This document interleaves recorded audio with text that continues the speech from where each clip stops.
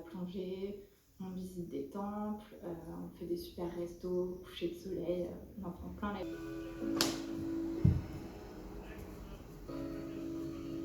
C'est vraiment une douleur incomparable, c'est vraiment la pire sensation que j'ai.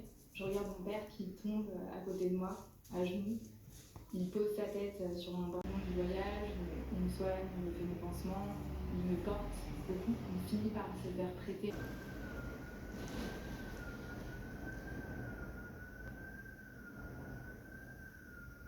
De pause, voire plus, ça dépendra parce que je sens que je vais prendre une semaine et puis après elle va s'allonger. Mais à mon avis une, donc 3 lives qu'on va perdre à partir de la semaine prochaine.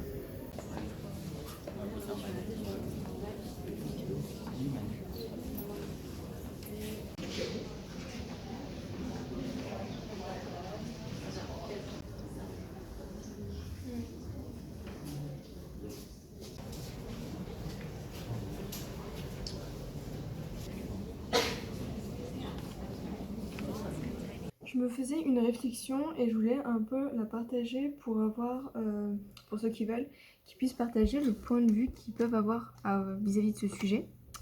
C'est un truc que je me pose depuis un petit moment comme question, enfin je me le suis déjà formulé, mais c'est vrai que ces derniers temps c'est une question qui revient beaucoup plus souvent. C'est à propos de se mentir ou pas soi-même lorsqu'on dessine et de se sentir en phase avec son dessin. Je m'explique.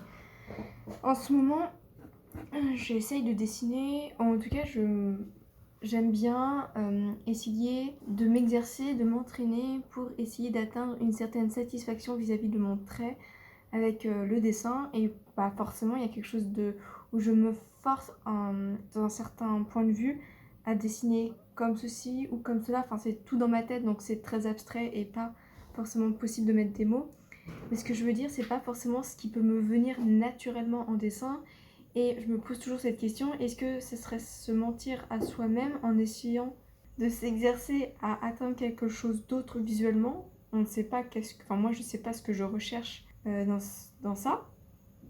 Mais en tout cas autre chose que ce que je peux faire actuellement parce que je suis insatisfaite avec ce que je fais. Mais en même temps, ce que je fais, c'est pour moi le montrer aux autres, c'est être très vulnérable parce que je trouve mauvais sur différents plans mon dessin. Et ce qui fait que c'est pour ça que j'ai envie de l'amener vers quelque chose d'autre. Et je sais pas, ce qui est un peu ce mythe de pureté, en tout cas que j'ai, où en fait c'est, comme je vous disais, se mentir à soi-même et de ne pas s'afficher aux autres tel que l'on est et tel que l'on est naturellement.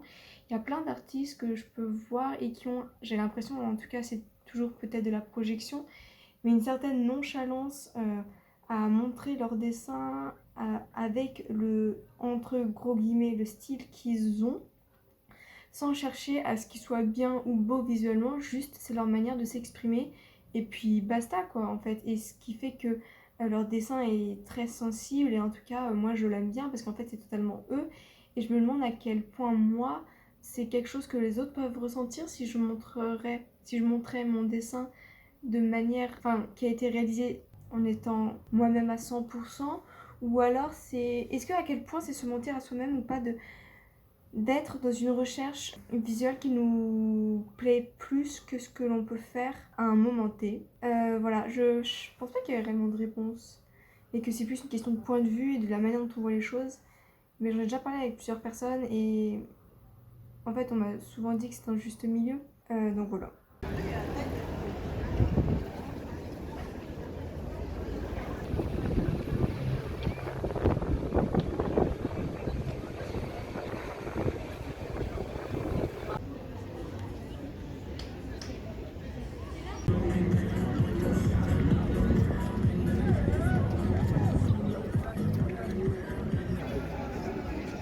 On peut pas savoir quelle sortie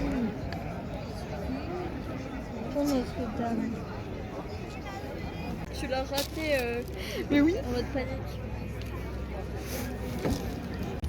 Il faut de l'huile d'olive, du citron, tu peux mettre de l'ail, les huiles de l'ail, et je mets aussi du piment et de la coriandre. La coriandre. Je pense que mon téléphone va bouger étant donné que je tiens à la main. Aujourd'hui on est le 21 juin, donc la fête de la musique. Trop contente parce qu'aujourd'hui on a nos affiches de Rock en scène qui sont affichées à la station métro du Roc. On a été en partenariat avec Rock en Seine pour faire les affiches qui sont affichées 2 semaines, je crois, à la station du Roc dans Paris et qui seront aussi mises au festival. Et j'ai fait moi l'affiche d'Étienne Dao parce qu'en fait cette année, comme c'était les 20 ans de Rock en Seine, on devait prendre un artiste qui était présent sur le line-up chaque année et faire une affiche sur ça.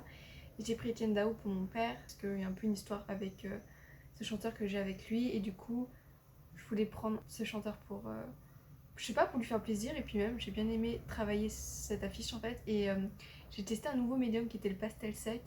J'ai fait un paysage un peu abstrait, j'ai très hâte de voir le résultat.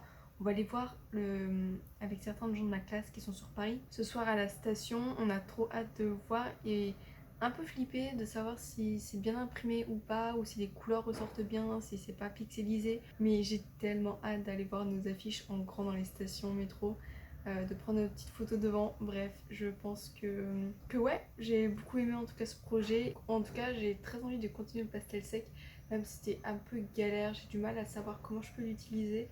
Mais en tout cas, c'était une très bonne expérience, si on peut nommer ça comme expérience. Ah bon, pas du tout, elle fait aucun effort.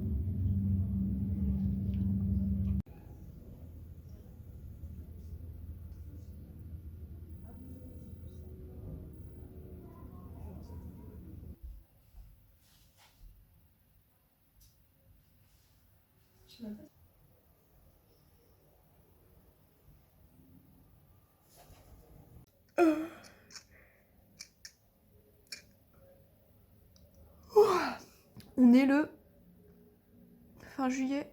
Ouais, je crois. Non, fin juin, oula. Ce week-end se tient le Fanzine Festival à Montreuil. Trop hâte de pouvoir y aller. J'y vais cet après-midi, normalement. Enfin, c'est pas normalement, j'y vais cet après-midi. C'est un festival que j'avais fait l'année dernière. J'ai un très bon souvenir. Surtout, c'est que j'étais bénévole pour faire la bouffe et il faisait une canicule de fou. Et là, il fait meilleur, il fait gris. Bon, un peu dep du coup, parce que j'aurais préféré qu'il fasse un peu soleil. Mais c'est pas grave, le fanzine festival, j'ai trop hâte. Après, je trouve que les festivals comme ça de fanzine et tout, c'est trop bien, mais en fait, je me sens tellement pas à ma place parmi ces gens. Voilà, du coup, il y a un peu un malaise qui se crée. Mais je suis quand même contente d'aller voir les productions qui se font et tout. J'y vais en vélo. C'est le moment d'ailleurs de pousser un coup de gueule vélo. Je pense comme tous les gens qui sont sur Paris et qui utilisent le vélo pour se déplacer. Faut savoir que je vais à mon stage en vélo et, ou à pied, enfin ça dépend. D'ailleurs, c'est pour ça que c'est à cause du vélo que des fois je me tape une déterre à y aller à pied, qui est 1h30, tellement le vélo me rend aigri. Au début, c'est cool le vélo, franchement, faire du vélo dans Paris, je vis ma meilleure vie, alors que ça c'était quand j'utilisais le vélo les 36 du mois.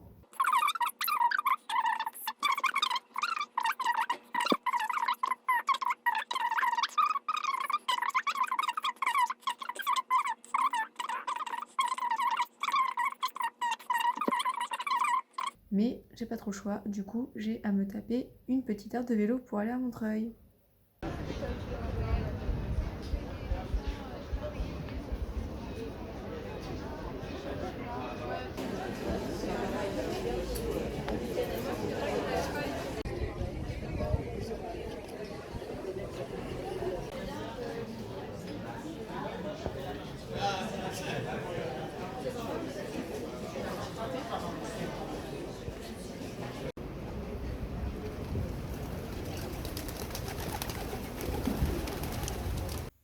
Et encore, je vous raconte pas tout, hein. Mais du coup, voilà, petit message pour vous dire que si c'est la première fois que vous allez voir un ou une psychologue, vous n'arrivez pas à ce que ce soit... Bon bah finalement je suis pas restée très longtemps au Fanzine Festival, malgré le fait qu'il y avait plein de choses hyper belles et que j'aurais bien voulu rester plus longtemps pour regarder plus les productions qu'il y avait, les fanzines. J'étais un peu, je me sentais un peu comme une intrue ou une étrangère parmi toutes ces personnes et du coup bah je suis vite partie, mais après je suis quand même allée au marché de Saint-Sulpice de céramique parce que pendant ce même week-end il y avait ce fameux marché qui est un très grand marché, enfin un très grand marché, oui quand même, il y a quand même 110 céramistes qui exposent et je l'avais fait l'année dernière et j'avais bien aimé et du coup j'y suis retournée. Je suis bien évidemment retournée au stand de Capucine Pergeron qui est une céramiste que j'adore. J'aime beaucoup la manière dont elle travaille la terre avec beaucoup d'aspérité où rien n'est lisse dans ses pièces. Tout est dans le modelage, elle fait pas d'estampage ou alors je crois pas qu'elle fait du tournage, je crois que vraiment elle travaille avec les mains directement, ce qui donne un aspect très manuel dans ses pièces. Et ensuite j'ai découvert aussi une autre céramiste qui est... Attendez, j'ai pris la carte de visite. J'ai pris aussi celle de Capucine Pergeron parce qu'elle est vraiment trop belle, elle est comme ceci. Je sais pas si... Pageron, pas Pergeron, voyons. Voilà, Pageron. J'ai pas de retour caméra, du coup je sais même pas du tout ce que je vous montre. Enfin bref.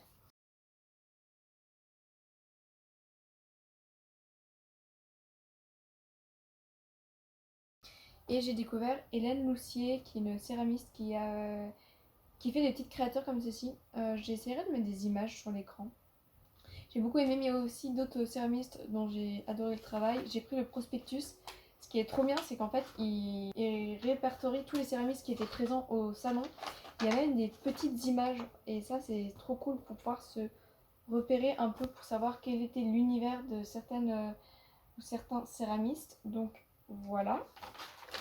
Et qu'est-ce que je voulais dire aussi oui, je voulais vous parler de livres parce que j'avais envie de parler de livres tout simplement. Notamment parce que dernièrement je me suis acheté Punt Torrent de Samistin et de Séverine Basquert. Je sais pas du tout comment ça se prononce, mais enfin bref. C'est un ouvrage qui retrace la tournée que Samy et Séverine ont réalisée pour diffuser leur magazine Lagon lors de la sortie du Covid. Donc il n'y avait pas trop encore les festivals et ils avaient quand même envie de le diffuser. Donc ils sont partis avec une voiture et ils ont fait plusieurs villes en France pour pouvoir le diffuser tout en organisant des spectacles, des concerts, aller voir des amis. Bref, et en fait ils retracent le parcours, les gens qu'ils ont rencontrés, ce qu'ils ont fait, avec des anecdotes du voyage. Il y avait aussi des photos de leur périple, donc comme ceci, hop. Et ça j'aime trop. En fait, moi je suis très fan de l'univers de Samistin parce que, je sais pas, il y a quelque chose d'assez fantastique, d'assez onirique, tout en étant très ancré dans une certaine réalité. J'aime beaucoup l'attention qu'il peut porter sur des détails que moi-même je peux porter dans ce que je peux voir dans la rue. Donc Puntown, vraiment, je l'ai fini et je vous le conseille. Et je vous conseille de toute façon le travail de Samy, le travail de Séverine, qui est aussi céramiste, qui fait des très belles productions. Ils ont fait d'ailleurs ensemble un livre en céramique qui était trop cool. Donc voilà. Et dans un tout autre registre, j'avais envie de vous présenter 2 livres. Il y en a un que je suis en train de lire, c'est Henri Matisse, Écrits et propos sur l'art. Toujours dans cette volonté de lire un peu les entretiens qu'ont pu avoir oui, est-ce que ça se dit, je sais pas, mais qu'ont pu avoir les artistes, les propos qu'ils ont tenus, toujours dans cette volonté-là d'en apprendre plus sur l'artiste, autre que par la visualisation de leur production. J'ai emprunté ce livre parce que j'aime beaucoup ce que peut produire Matisse, et j'avais, je crois, il y a quelques mois, écouté une série de podcasts sur Radio France sur cet artiste, et ça m'a été une première porte d'entrée sur la manière dont Matisse percevait son art et la vie en général. Et bref, je voulais en apprendre plus. J'ai emprunté ce roman, j'ai plié plein de petites pages pour que je puisse recopier en fait certains passages. D'ailleurs, je vais en profiter pour vous en lire quelques-uns qui m'ont beaucoup plu. Enfin, je pense que je vais prendre un peu au hasard. Alors, qu'on ne s'étonne pas que Cézanne ait si longuement et si constamment hésité. Pour ma part, chaque fois que je me trouve devant ma toile, il me semble que c'est la première fois que je peins. Il y avait tant de possibilités en Cézanne qu'il avait, plus qu'un autre, besoin de mettre de l'ordre dans sa cervelle. Cézanne, voyez-vous, est bien une sorte de bon Dieu de la peinture. Il y en avait aussi une autre qui m'avait beaucoup plu. Toujours, je prends un peu au pif, mais celles que j'ai annotées me plaisent. Ah, ça c'était trop beau. Henri Matisse échafaude ses conceptions. Il construit ses tableaux au moyen de couleurs et de lignes, jusqu'à donner de la vie à ces combinaisons, jusqu'à ce qu'elles soient logiques et forment une composition fermée, dont on ne pourrait enlever ni une couleur ni une ligne, sans réduire l'ensemble à la rencontre hasardeuse de quelques lignes et de quelques couleurs. Ordonner un chaos, voilà la création. Et si le but de l'artiste est de créer, il faut un ordre dont l'instinct sera la mesure. À celui qui travaille ainsi, l'influence des autres personnalités ne peut pas nuire. Ses certitudes sont antérieures. Elles proviennent de sa sincérité et les doutes qui l'angoisseront deviendront la raison de sa curiosité. Je n'ai jamais évité l'influence des autres, m'a dit Matisse. J'aurais considéré cela comme une lâcheté et un manque de sincérité vis-à-vis de moi-même.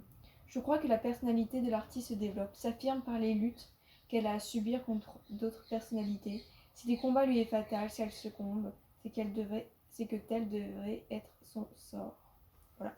Donc ça c'était pour Matisse et j'ai emprunté un autre ouvrage d'un artiste, un peintre que j'aime, je suis vraiment amoureuse de ce qu'il produit et c'est Giorgio Morandi. Et en fait, en le lisant, j'ai découvert qu'en fait il est de Bologne, qu'il y avait un musée à Bologne sur lui alors que j'y suis allée cette année avec ma classe. Vraiment, j'étais dégoûtée de l'apprendre que j'aurais tellement voulu aller voir ce musée. Mais du coup, toujours, ce sont des écrits, des entretiens et beaucoup d'œuvres. Et je suis très contente d'ailleurs qu'il y a quand même une belle sélection de peintures de ce qu'il a pu faire, parce que sur internet on trouve difficilement ses productions. Donc j'essaierai de mettre quelques images, voilà, en tout cas je vais feuilleter l'ouvrage. Pareil, ses paysages, sa vaisselle, bref, je suis totalement amoureuse aussi de sa facture.